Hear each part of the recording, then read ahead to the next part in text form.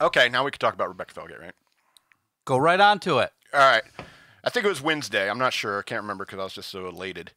All right. But on Wednesday, I was like going through my Instagram, and and every time I get like at Mr. Rebecca J likes something or says something on anything you do, I'm like, oh yeah. Because you're stalking her. I don't think it's stalking if you're putting out videos and I watch them. That's not stalking. You're a fanboy. You're a fan. You're I am number a one fan. I don't know. I'm sure there's other people out there. If you read like the comments, anyway, I'm not the only one who loves her. All right, that's all there is to it. Anyway, I have this picture that has a picture of me with our chalkboard over here in the background with a big heart. Oh, that's where you took it. Yeah, where it said Madman plus Rebecca Felgate. And so she gets on there and comments going, "Blimey," which I guess is a British colloquialism. So for what I don't know, just an exclamation. It's hard to read what it might be, But like after that, next thing you know, she's commenting on the Shock Monkeys Radio Redux area on Facebook, our group on Facebook. And if you go there, you can see her comments where I did a post talking about the previous show where I had an interaction with Carrie Russell, and Carrie Russell was like, "Who's this Rebecca Felgate bitch you're talking about all the time?"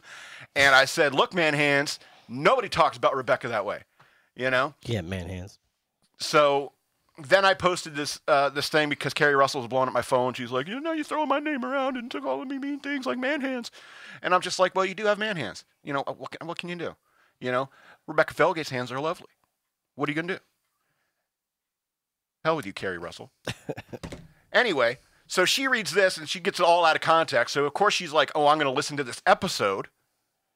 All right. And she listens to the episode, right? Mm-hmm. And after she posted that, I listened to the whole episode, and she said it was a little creepy, but mostly funny. And, a girl I liked has never called me creepy before. Here's what happened. She says it was a little creepy but mostly funny. It was a little creepy, but mostly funny. So how did it feel to have your entire existence reduced into one statement? I don't say that's my entire existence. There's lots of things I do. I play my singing monsters. That's true. I wrote a book. Wrote several books. So, I thought that was great. But I went back and listened to that show because I knew I had to listen to it again thinking Rebecca's listening to this. And that day we made that show, I said it was probably our best show ever. It was the funniest show ever. Was I a little too ranty? No. Good enough ranty? No, I was the scary one. I was the one who was creepy. Yeah, all right, so we know that. But of all the things that I've said about Rebecca Felgate, this was the creepiest show where I was going, Rebecca Felgate, like whispering her name. Yeah. And it's like, you tend to do that. Where's your boyfriend? Where does he live? Give me a list of his fears. That's creepy. All right. I do that because, well, that's just how I pursue women. It's your charm. Yeah, it doesn't ever work. But that being said, I also know it's not reason. I also do it because it's funny. I think that it's kind of funny if people think that the guy's a madman. He's always doing crazy stuff. He's building stuff in his lab. He broke his Clystrodes. So, I do it because it's funny. I also know it's completely unreasonable that she's going to go, oh, I'm going to leave my awesome job and move to Virginia. I'm going to go to Virginia and live with that crazy madman fellow. With his parents.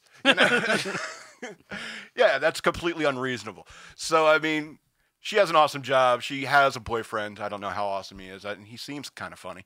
But that being said, there's no realistic expectation of anything. I'm just jazzed that she sat there and listened to an episode of our show through that section where I did that horrible English accent. I wonder how she felt when she listened to that. It's like, oh, I can't even tell where he...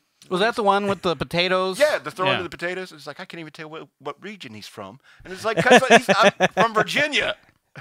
It's an amalgamation of a bunch of Monty Python skits. Get out of here. Not quite dead yet. I got better. You stabbed me and doing it. Oh, I've been attacked in dominations. I'll have to kill them later. Anyway, so that was why I was stoked and got real drunk on Thursday night, because Rebecca spoke to me, like directly to me. Listened to my voice. That's awesome. Because as a guy who spent so much of his youth feeling isolated and alone and disconnected from my generation, even though she's not my generation, but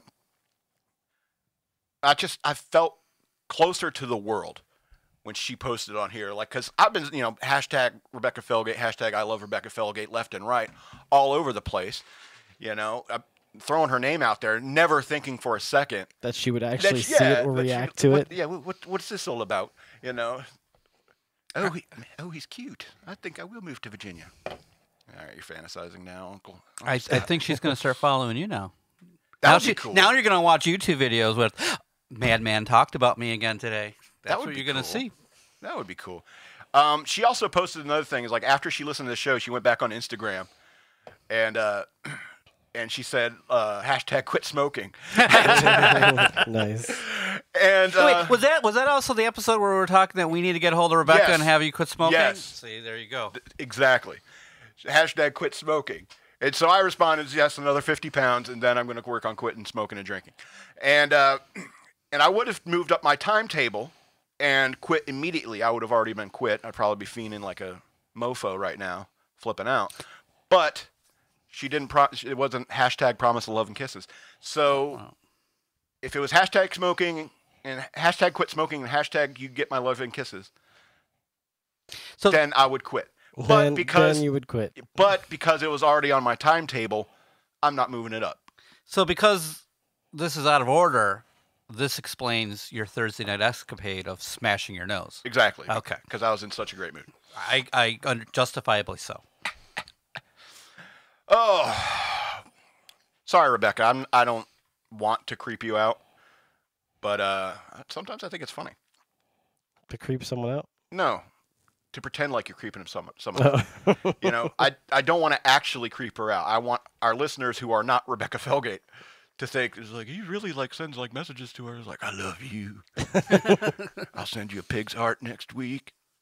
I want people to think that because you don't know what that Madman guy's going to say or do next. Damn it! I was supposed to text Rebecca and have her do an interview in the last 10 minutes of the show. So sorry, Rebecca. Sorry we couldn't get to you. That being said, we cut Rebecca. Yeah, we had to. I was looking forward to it. I thought we had. I had a lot more news articles. Was it me, my racist? Did you just Matt Damon her? I just Matt Damoned her. I can't believe that you did that.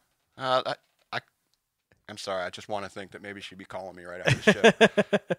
I never said. Every time I get a phone call from a number I don't recognize, I'm just looking at it. Is it Toronto? No, okay. I'm kidding.